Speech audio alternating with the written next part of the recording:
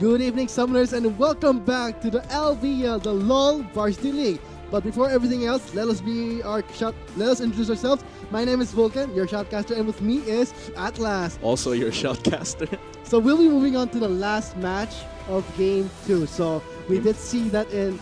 Come on, let me finish. We did see that in Game 1 where... okay, you go ahead if you want to go for it. No, you do it. No, you do it. So the first match did end with a 1-0. So let's see, will this be a pattern that we're all so familiar with? Will it be a 2-0 or a 1-1? Because for TUP to secure a victory against FIT in a rather clutch play, I wonder how this Game 2 is going to be shaping.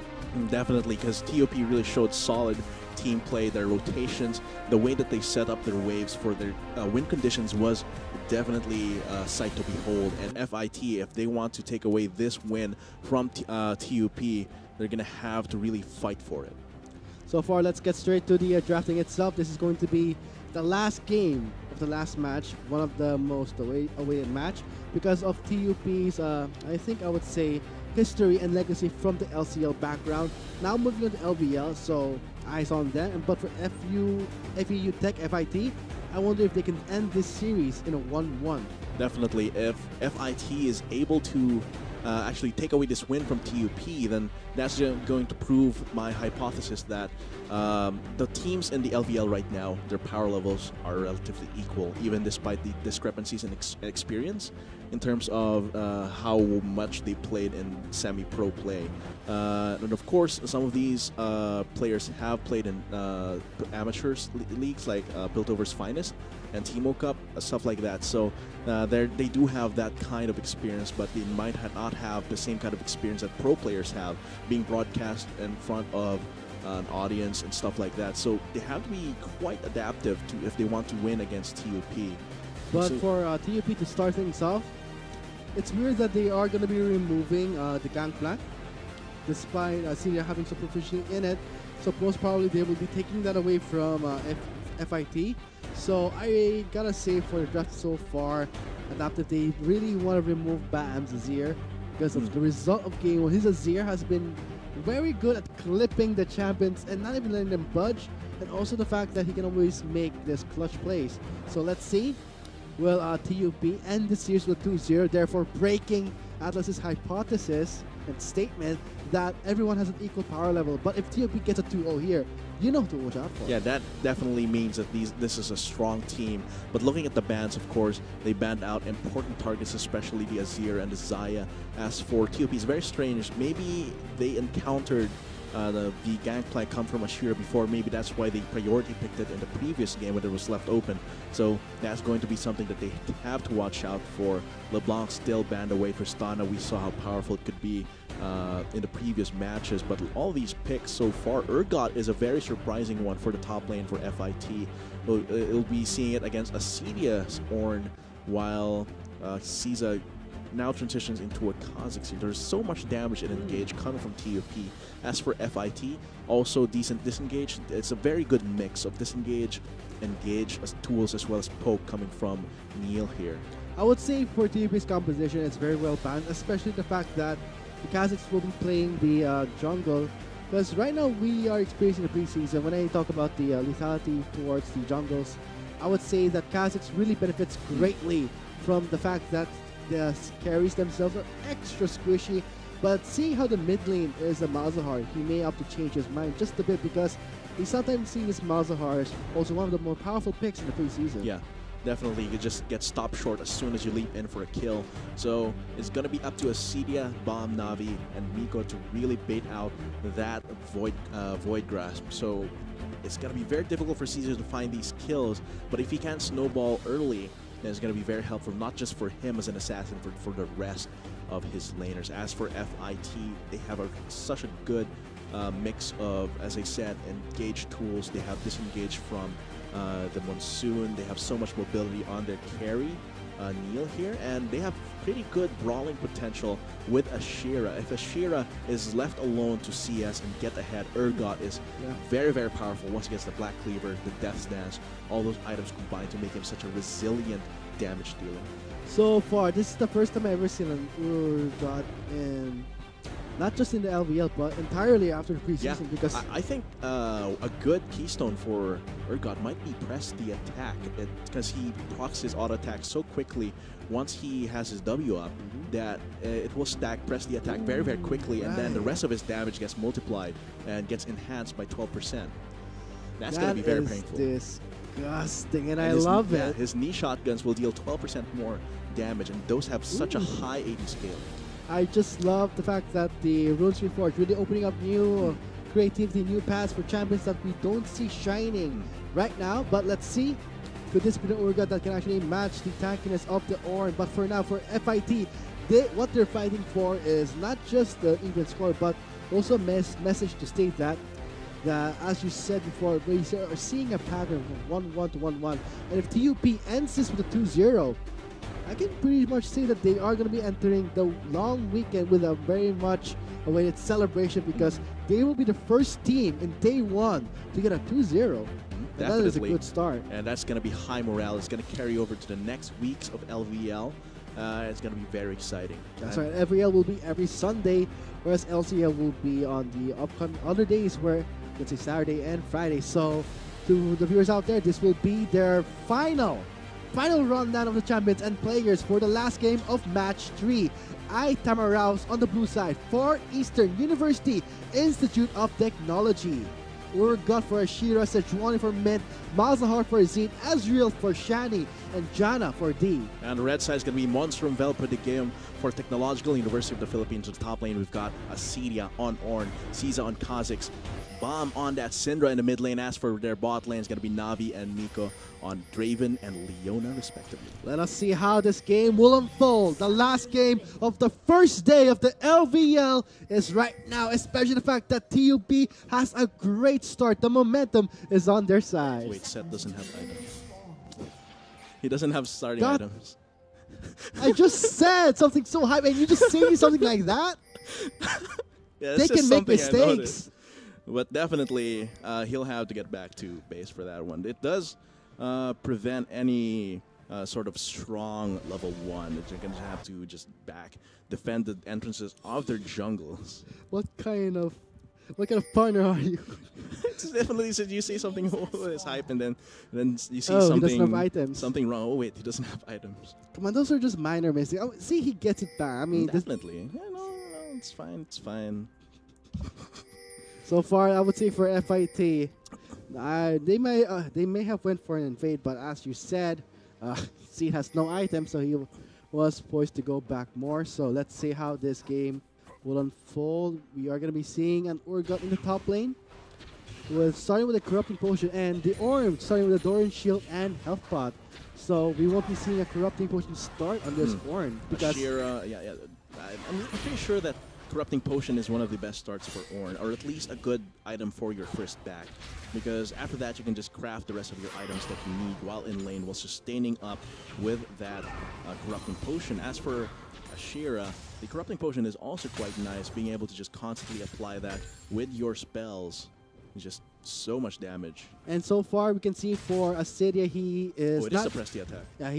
Yeah, so I was going to actually talk about the rune pattern they took for Asidia. He will be taking the Undying Grasp plus the Inspiration. So we won't be seeing the mana flow ban that the Ornn can greatly benefit from, just from the fact that he can sustain his lane so well and could just buy items from his passive. But for, yes, as you said, for Ashira, he is on the press the attack, but also running the resolve path. So that's really a mix of damage and tankiness, which is actually perfect for Urgot. He definitely needs a lot of that resilience as well as that damage coming from press the attack and the rest of the runes in the precision tree. So for the top lane matchup, I would say Asidia will have to play a bit safer on the safe side, because when you all in on an Urgot, I don't think you're going to have a good time, especially if he ever rushes the Black Cleaver. You get so much damage up front and the front side. Counter guy. Ooh, that's just painful. Forcing out a flash from mid. He was just scattered around, landing that stun. And Caesar was just at the right place, at the right time. Gets jumped, and then he gets dealt tons of damage coming from Taste Their Fear. He was alone there, so that's definitely a lot of damage. Forced out the flash. I wonder how Fear actually tastes, but in the bot lane looks like That's going to be a lot of damage onto D and the Ignite. And I would say the first blood, though, does go to the Leona, but for the fact that you can already see how removing the resistances, the starting flips and seals can really make support champions like Janna very vulnerable to burst. It makes these level 2, level 3 spikes from Leona lanes, especially with the Draven, so potent. And especially since Neil and D both have the Inspiration Keystone Kleptomancy, it means that their real fighting potential bot lane is a lot weaker. Here, Caesar, definitely run-of-the-mill process when you're playing Kha'Zix against a tank with definitely relatively slow clear like Sejuani is just to keep pressuring them, deny them their resources, and just keep camping them in their lane, in their camps rather. And it's very easy for Caesar to even counter jungle mint because everyone starts with, let's say, you can't have 9 seals of armor anymore. And it's the fact that Sejuani can quickly adapt to the jungle because of the passive. I would say, okay, the Winter's armor is okay, but it's the fact that before everything else, we have to see Caesar already picking up the serrated dirt, gets that 12 lethality, and that is actually huge, considering. Yeah, especially with less armor in the base stats with no runes. And here it seems like Mint will be doubling down on applying some utility for his lanes with the Tracker's Knife, just get a little bit more warding out. This will help him a little bit against Caesar. Invading a little bit more vision goes a long way, preventing further counter jungling. And for the mid lane match for Bam and C, I really love the fact that the Mazhar can easily counter the Syndra because of the negating the crowd control. Because Syndra needs that stun to that's actually usually set it up. That's usually the first thing that you throw out before setting up a kill, and the passive really helps a lot against that. And I would say for the Malzahar, he is running the Comet, and as for Syndra, is going the Electrocute Domination path plus Sorcery for the Syndra, whereas the Malzahar will be going for the Sorcery path plus the Inspiration. The Arcane Comet helps out a lot in terms of DPS. Caesar, oh boy, double stun connecting, but no follow-up in damage. Looks like TUP's bot lane being a bit aggressive, roaming around the map. And that is really something good. Picking up the Moby Boots means that is his goal. And I think at this point, because Navi has his own Presty attack, has the BF Sword, while Neil has the Tear of the Goddess, that's an easy lane for Navi to just go around and fight top lane.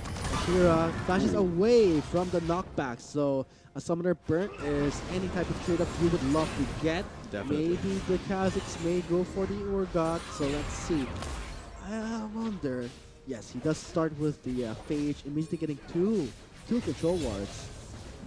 And I wonder though, as far as I can see for the bot lane, I love how the Draven gets the BF Sword, and Echo gets the Nightbot, and I think, yeah, that's the difficulty. But that is also another setback for when you're out of mana, especially Zed could not follow it up, and that is the return kill from Bam onto Meat. And man, he's gonna have that one kill, and that's going to set him up for more kills. I thought that Syndra was gonna die, but yeah, because Mint should have had Permafrost up. He could have had the Flail, apply 2 stacks, auto attack, W, 2, and another stack for Permafrost. That should have been the kill, straight up. I don't know how he did not get the kill, or at least not dying for that one. That was very surreal and strange. It was strange in a way that maybe he was waiting for Zed to pop off his little Voidlings, but he was lacking in mana, so I think he had failed to account for that. So with that said, what should have been a kill for FIT goes to Baam, the mid laner of TUP. That's going to help him out tremendously. 60 CS to 50, and that kill just elevates him over Seth. That should give him a little bit of a boost that he needs. Now he has both the Lost Page and the Lost Chapter, rather, and setting it up for Umbrella Nomicon. So that's the advantage of the Malzahar. It's a very easy lane to gank, especially when you're talking about Syndra, who picked up the heal instead of the cleanse. So something that I would say for Mint to actually try again, because giving a lead to a Syndra is something that you don't want to do. And Caesar already taking this time, seeing how taking away the red buff for himself, may opt to go for the mid lane because they might go for an intake on the blue side. Well, once again, it is going to be a steal onto the blue buff of FIT. Let's an easy blue buff, and I think removing that blue buff is really going to delay Mint's level 6. He's going to transition it here for the top lane. Here comes Golden Forge God. Kira gets knocked up to the air. He's not going to be surviving that with Acidia picking up the kill. Really early in the game, Urgot suffers from being susceptible to ganks because he's great one-on-one, but his actual spells don't do well in against multiple targets when he has not built his Black Cleaver yet.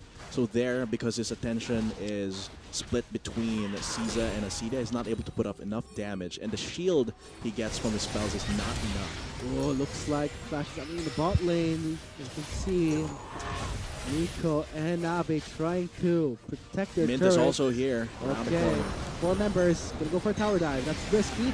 That would be, oh, look at that. The ace to the void. That would be the killing blow plus the glacial. For the slows, Miko does survive, but inevitably gives the double kill to Z. Yeah, he's going to enjoy those 2 kills. However, first turret of the game does go to TUP. So in the end, gold still in TUP's favor. And immediately rushes the Righteous Glory for this Orange. So I think they will be going for this heavy. Looking for blood. Flash in. Yes, and that's a stun. Where is this guy doing? Oh, come on. That's so close. The monsoon. The monsoon was right there. Great timing there. And I guess Bam did not expect his Janna to be in that position, but it looks Whirling like Death? Whirling Death actually takes it. Takes it away. And that is a huge boost for Navi because that does proc his passive. And getting that extra gold is hyper important for a Draven to continue snowballing his lead. But the extra gold is a bit, you know, the downside because he did die once. He did die once, but that's still, there is a base gold to that. And I'm sure he did have some leftover stacks. It's still going to be a good boost to his wealth there. Yeah, you do lose half your stacks, so it's going to be not really a huge, I would say, setback. But seeing how we are seeing Acidia in the mid lane. Okay, here comes Bam and Miko. This could be a dive. And that is going to be a huge CC lockdown in the mid lane with Acidia picking up his 2nd kill. Definitely, without the Black Cleaver yet, Urgot just suffers so much, and that's so easily abused once you have 3 or 4 members. Even just 2 members is enough to actually disable him. Let's look at that fight there, the bot lane. Actually, no, it's just the replay of the Whirling Death. And it's actually strange why he was recalling. He wouldn't know. I mean, you don't know that you're going to get injured by the Draven so far. But Miko gets picked onto D on the red side of FIT. Looks like Neil goes in for the kill, gets Navi, goes for the double kill onto CCA. He will survive for now, but Miko does get the blade onto him. He will be taking away his triple kill, looks like. The Voidlings are doing the job for him. Oh man, this is a fiesta happening right now. I think that was the problem in the clash. What happened with the Sejuani? Obviously, Z did not have enough mana after he casted his ultimate. So I think that's the reason why he lost the kill. But now he recovers, getting the 3 kills he needs to complete his Morello. I wonder what's going to be his next item. Probably he may have to go for the boots first, because seeing how Bam loves to roam around, I think C should also at least match his timing. Yeah, match his timing as well as give him a little bit more approach velocity in order to actually CC the people with his ultimate, and that will help him out. He will have that 1 boots item and upgraded, likely to upgrade his offenses for the Sorcerer's Shoes. Seems like it's just going to be a little bit of a chill time here as our team starts setting up for the next fight. Could be that Miko is still going to go for something in the bot lane here. Oh this boy. might actually be an aggressive move against Mint. If you look at the minimap, they're trying to push him away from his red buff. Cedia might go for a gank onto Seth. Oh, here comes the Forge God. Ooh, nice flashes away. Great timing from Seed. But leaving behind the mid lane undefended. Looks like we see 2 members going in. That's kind of tight. CEA will be going in for Sejuani. Now we start the week only to 2 members. No follow-up damage there. Meanwhile, Navi pushing the bot lane. It's outer turret. I think he will actually get this, which is an even bigger boost to the gold that Nier has, Navi has actually. Very close call though. I mean, if ever FIT did commit towards that clash in the jungle, they were at a huge disadvantage because they didn't have Navi right there. So FIT trying their best to at least slow down TUP's momentum. I And mean, they really want to get ahead here in this bot side. They have the Mountain Drake available. That will be huge when they're doing future objectives. Even, but I think both of these teams would really appreciate an Infernal Drake, even though... Clash on the blue side, that would be the blue buff at stake. Goes to Bam, and possibly a kill for Bam himself. Zeke gets up to the air. He does get killed by Bam on the blue side. A flash away, but straight into the Glacial Prison. Min gets his blue buff back, and it will be a 2v1 as Zeke trying his best to jump two members up and out. That would be the press the attack. So that's going to be extra damage coming in. He does get the relentless charge onto the Organ. He does get knocked up, so Acidia will be making the way thanks to the Searing Charge. Definitely. And I think by missing that Urgot E, he denied himself a kill. Because that was just such a huge downtime in terms of damage. You stop attacking, you stop all your movements, and you wasted a little bit of time there. But still, that assist for Shera puts him closer to his Black Cleaver, closer to actually being relevant in these fights. Because right now, he's just dealing chip damage. So let's see, will this Black Cleaver be the saving grace for Ashira? Because so far, as you said, yes, it is actually underwhelming that his damage is not par with the orange damage when you come out Bellow's Breath and the Rupture. So I gotta say, for the TUP, they have to really carefully craft their clashes, because when they die meaningless deaths, that's just going to be more room for FIT to come back to this game. Definitely. And around here, seems like the Mountain Drake as well as the low health turret around FIT's bot lane makes it a juicy target for TUP. So both junglers are around this bot side. Caesar realizes that Neil and D cannot leave their bot lane turret unattended. Caesar and the rest of TUP have complete vision control over this area. They will get this for absolutely free. Ooh, a free Mountain Drake. That's going to help TUP's playstyle, because they really love to choke and pressure their enemy team in a way that they go for the top lane. We did see this in Game 1, where they did a really good job playing and bluffing towards FIT. And I think this game is going to be a different story in terms of their win conditions. TUP, last game, their win condition was choke them out slowly across 3 lanes, divide and conquer.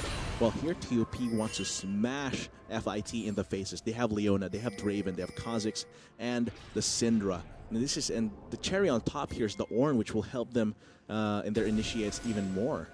We are now being... Yeah, the Ornn will be their main tool for set, but you also have to take account for the counter that FIT can do against the Ornn. That will be the Sejuani and possibly the Janna. So, if TUP actually removes this Janna, FIT cannot escape from TUP. So, do you think they should actually try and burst out the Janna? I don't think that's worth it. But I don't think that's worth it. But it's actually nice if you at least remove the Janna. What they can do is, because they have the Ornn, which applies a little bit of pressure on the other lanes. Colorful Forge God coming in. Oh, Sejuani Solomon gets knocked into the air. That would be a Caesar going in, but Teleport will be chanting through. Ashira makes it in, but here comes Caesar. Aiming for his seat. Oh, he does get the suppress onto the Kha'Zix, but still gets taken down by Caesar. That would be 1 member down for FIT. And that's really how TUP will get these killed. If ever FIT makes a mistake, or if TUP is split apart and they can take on someone without the threat of D being there to disengage for them. So far, without their mid laner, FIT may have been forced to back off away from the mid lane turret, but they're still trying to stall. Looks like Ashira will be taking down Miko. Miko taking a lot of hit, and the monster to knock him back. The turret will not take down Miko, but instead, that's going to be Bam taking down Neil. Man, this Urgot has not been pretty impactful so far. Ideally, with the rest of his team, he can just put down a Fear Beyond Death. And then once that target becomes very, very low, he's slowed in damage and just insta-kill him. But I've not seen it from Ashira so far, because the rest of his team is also, except for Seth, are actually faltering in terms of a full-on team fight. Because right now, TUP can just smash onto their faces. Even with the Monsoon for D, even under turret, it wasn't enough. When it comes to sieging, I don't think FIT has the luxury to risk for a siege when they're not even complete. And not just that, Miko, I think it was Miko is the one who actually bursted down that turret because of the demolish he had So It's quite potent. quite potent. I mean, it deals 30% max health damage bonus towards the base damage of Demolish. So for FIT Prestige, especially against Leona, it's pretty risky. And the thing is that the keystones for TUP actually work together to just completely demolish and break through any kind of disengage that FIT has. Grasp of the Undying, that's the damage resolve master rune. As for they have Electrocute, 2 Electrocutes, press the attack, and Aftershock. Aftershock deals damage as well, so it's like an extra Eclipse for Miko. So just stacking up all of that damage means that even though D is able to push them away with Monsoon, they can just reset the fight much easier, and they can just take away these objectives as soon as they get to them. Oh, and not just that, because when you're talking about fights such as, let's say, TUP starting it, FIT will be forced to back off because they're very behind when it comes to gold. Looking at the gold lead, 6K. Yeah, 6K gold lead.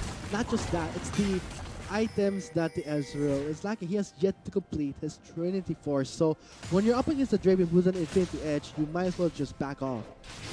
Not enough damage, has not reached the power spike. Muramana is not online here for Neil, and this just allows TUP to kick them around. Oh, God, he'll be going for a tower dive, knocks Ezreal to the air, and the Searing Charge will be a double knockup as Cedia does not care, goes in for the flash, goes in for the kill. Solo kill, does not even get damage. The turret is the only one that deals damage to him, and there, in the meantime, that means Navi is able to get the kill onto Ashira. The Urgot pick definitely not working here. Oh, tower dive, that would be, ooh, look at that lockdown on Zed. He's still trying to back up, but the Draven is doing so much damage. Gets the kill, but that would be a trade-off, 1-for-1 in that flash. But Navi is still chasing down Mint. No one saw that leap from Caesar. But no one did see that in the bot lane, that Asadia pushed that lane. Definitely very potent. Now their lead is at over 9,000. And that just allows TUP to continue pressing their assault against FIT's base. Just not, instead of dividing and conquering like in the previous game, they're just demolish and destroy. That is their game plan for this one. And I gotta say for their top laner, it's, yeah, as you said, he finally picks up the Black Cleaver. Is this something that they can use? Is this FIT's top laner coming back to the game, as you said, because now Urgot should get the Black Cleaver, but now he has the Black Cleaver. But don't you think it's a bit too late that he got the Black Cleaver? This is definitely late, because ideally your Urgot should have a lot of support from your jungler, but because Mint was pressured so much by Caesar and had his attention placed on other lanes, it's definitely hard for the Urgot to actually be relevant. Now he's building into probably what is a Frozen Mallet, but what good is a Frozen Mallet here? None of TUP are going to kite you. They're going to chase after you. What's better could be, say, Starax Gauge, maybe even go all in with the Death Dance, but at this point you're not ahead enough for the Death Dance, and this is just a spiraling downward, a downward spiral of circumstances for this Urgot because of how everything played out. Bam. Sees Mint goes towards Bam. That's going to be the Mountain Drake at stake here. Navi, Miko already on the Mountain Drake. Mint just takes a small step towards it there. They could go for a steal. Who will take the dragon? It will be FIT, but will they survive? Looks like Caesar is at a bad spot. He does get executed by the Urgot. Glacial Prison is there for the slow zone, but I think Navi and Bam will have an easy time just destroying everything against their wall. Now being Neil chasing down Nico's flash. He does poke the Solari, but still Neil will be taking him down. That'll be a triple kill for Navi, whereas Neil gets somehow redemption for his team, but 4 members exchange for 2. Plus, I gotta say, everything, yes, they took the Mountain Drake, but they lost 4 members in the process. Possibly Baron as well, or it could be that TUP will just go straight for more turrets here. Because look at what happens here. Of course, I think FIT, they tunnel visioned onto Caesar as well as the Mountain Drake. So here, they just set themselves up to all be in the Dragon Pit. This is a free shooting range for Navi. Look at him. Just go straight in with all of his auto attacks. The rest of TUP just get all of their positioning ready and just demolish the rest of FIT.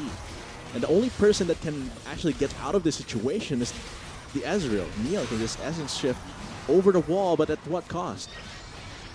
The rest of his team get decimated. But so far, it's... Yes, they do get decimated in the Drake Pit, so that's going to be the Mountain Drake going into the hands of FIT. So far, 2 teams both have Mountain Drakes, but now the question is, who will take the Baron. So far, we can see that Mint is getting a bit of a harassment. Navi gets damaged, gets the permafrost, but that's going to be Mint overcommitting. Yeah, definitely overcommitting without the support of the rest of his team. Is that set? Oh, is that set? This could be the Baron falling to the hands for TUP. If ever he gets wrecked in that Baron pit, that would be that TUP Bam taking a kill onto Urgot. Now Ashira is very low on health. He gets just chopped down. And now 3 members down, but this could be a trade-off perhaps. Acedia going for the Call of the Forge God takes down Neil. Now leaving behind Seed, he's the only one remaining, and 2 members again exchange for 4. This is the same scenario we saw in the Mountain Drake. Man, they really overcommitted there, especially Mint. Oh and, boy, and I just saw Malzahar use his ultimate on a Leona. And that's really not the target you're looking for. Sure, it's the nearest and easiest target to ultimate right there and then. But now you have the rest of TUP raining down terror on the rest of your team. And that was just a huge misplay. Even if he had actually used his Void Grasp on a different, more effective target, it still wouldn't have been better because Miss is still down. Mint here actually gets destroyed. And there's really nothing else to say other than they overcommitted. And here they put themselves in a bad position between Nico and the rest of TUP. What they should have done is just, as soon as their jungler died, they should have just backed off. Because that was not going to end well no matter what. Look at the Void Links tapping Caesar's health slowly. And I gotta say for the Fairy Charm, yes.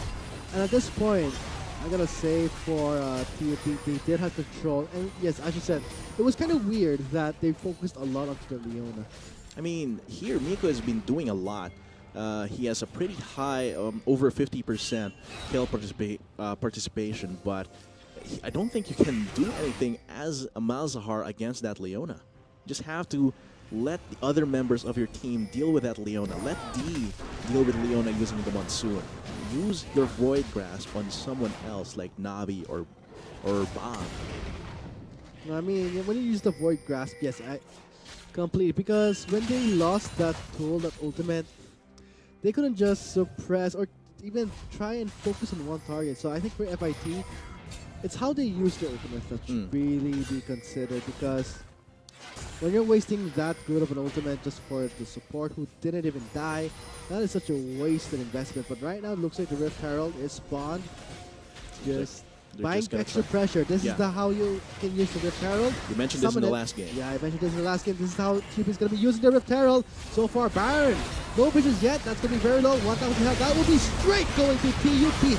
There's the fight. I see them use the close force gun. And that would be an instant burst down by Z onto Bam. And looking at Neil going for the free onto Navi. He cannot even match the damage that Navi is dealing. Man, Navi is a monster after he snowballed into oblivion. He just constantly regens his health using his lifesteal, using everything in his kit to survive. With the support of the rest of his team, he gets free hits. And this is because they have so many threats. Acedia deals damage despite being attacked. Caesar deals tons of damage. Bomb is just a complete burst monster, while Miko is there to just constantly lock down any target in FIT, and this allows them to just constantly win these team fights. And they are now over 15,000 gold ahead. 15,000 gold ahead, plus the Baron buff in the hands for TUP. They will be destroying their 7th turret and the first inhibitor. So far for FIT, they have yet to secure any turrets. They have no control of the map. Here's a replay on what happened in the Baron pit. Usually this would be a good spot to engage on people doing Baron. And they do get a good ultimate onto Bomb and he dies, but all the while, Mint is still dealing damage. They're focusing on different targets as well. Set is zoned out completely. So Navi can just continue healing up whatever damage is dealt to him. They don't deal enough damage to Navi to overpower the regen he gets from killing people and dealing damage. I think this is where the preseason can really be harsh on players who cannot actually stop a snowballing champion, because when Draven got that kill from the Whirling Death, that started everything. He got the stacks from the Glory stacks, got a huge chunk of gold, and this is actually Neil on the Kleptomancy. So this is something that I would say really at the bad part, because for TUP to actually win this fight, they don't need to do much. They just have to rely on Navi's damage. And for FIT, If they can just start a fight just like this, but in the end they would lose because of the damage that Mavic will deal, and now that's going to be set for the clash. Look at Neil, he does survive, blinking red, taking the suppression on to the Leona. Why are they focused on the Leona while Baab is just wrecking everyone, and not to mention Navi? Full health, very healthy. He did not even skip a meal during that clash. And now I think they're just going to try and destroy these Nexus turrets. Absolutely. I think the only relevant members of FIT this game Asiya will be tagging the turret. Bam will just be stunning away. Free stuns all around. And I think this is going to be TUP solidifying their first day, ending it with a 2-0. Very impressive. Very impressive indeed. I mean, this is what you expect from TUP, who did have a long history in the LCL. It's considered one of the powerful teams and very close to their championship playoffs. But I gotta say, in this LVL scene, when it comes to veterans versus rookies, looks like the veterans still have some advantage. They have an edge here, especially TUP. They're the team to watch right now. But breaking down what happened in that game, I think it did start in Champion Select. Of course, the novelty of press the attack Urgot is very nice, but if you're not planning on focusing that lane, then that Urgot will just fall apart, not deal damage. Malzahar, it's fine, but if you're not using the ultimates correctly, then you're not doing anything with that champion. I think the bot lane is one of the biggest things. Both of them had Kleptomancy, which is fine, but Janna needs that Aerie on his or her AD carry.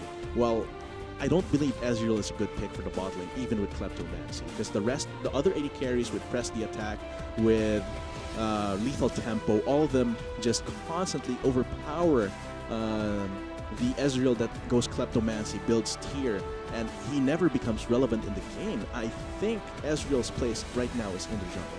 So with that being said, this concludes match 3, game 2, the last match of the LVL, the first day of the LVL, more weeks to come for week 2. And as far as you can say LVL right now, I can say that the competitiveness and the skill level is still high. Yes. And it's really identical, and I love how the format itself is actually taking inspiration from the PGS format itself. But let us welcome next week UPD, the champions of LCL, making center stage at the LVL next week. So this will be November 19th. Here are the schedules. This will be Game Changers versus Oblation Esports, UPD, the champions of the LCL, now entering the LVL. So it'll be exciting here because you will be actually seeing how UPD will be playing. They are actually considered a strong team going to the LICC, and I think most of the teams would remember their name because as we see the videos and how players think, they will always say they want to be better than UPD. And I think it's going to be a test of their new roster as well. Their star players, Neep, Berserk, those guys have retired or either retired or graduating.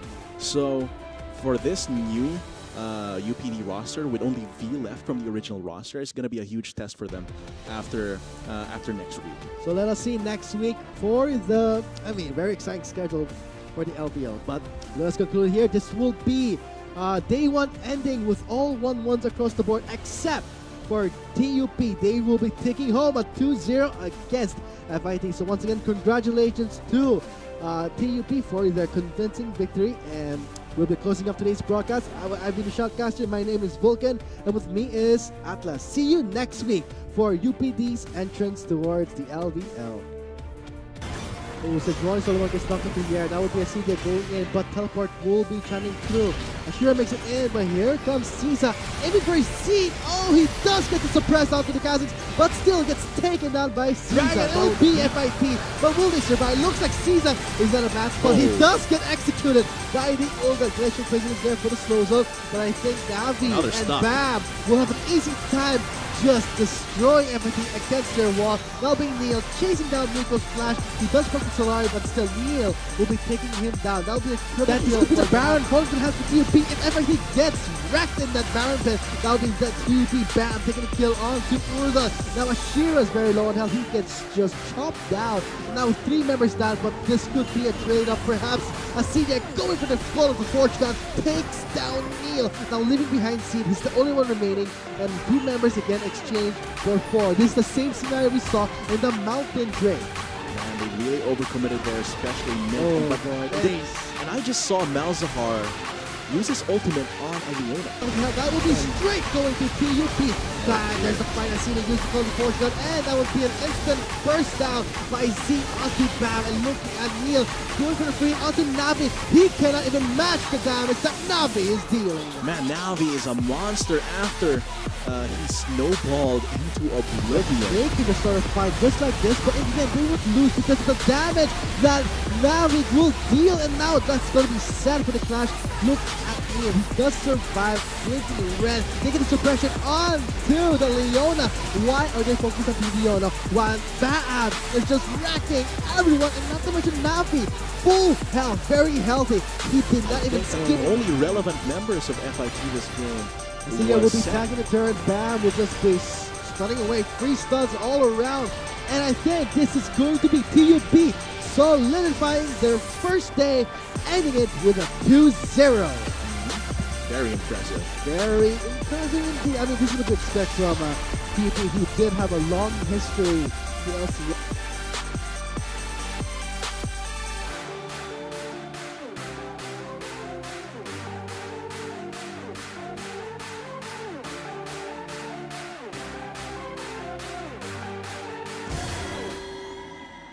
Not enough Garena shells to buy the latest League of Legends skin? On sale now? Get shells anytime, anywhere with your Globe or Touch mobile number. Go to gamer.com.ph and sign up with your mobile number and enter the verification code you will receive via SMS.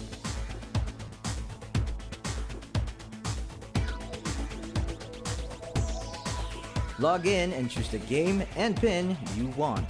Check out to purchase the pin with your load or through your postpaid account and receive the pin on your phone instantly. Never miss a sale on your favorite League of Legends skins and champions with Gamer.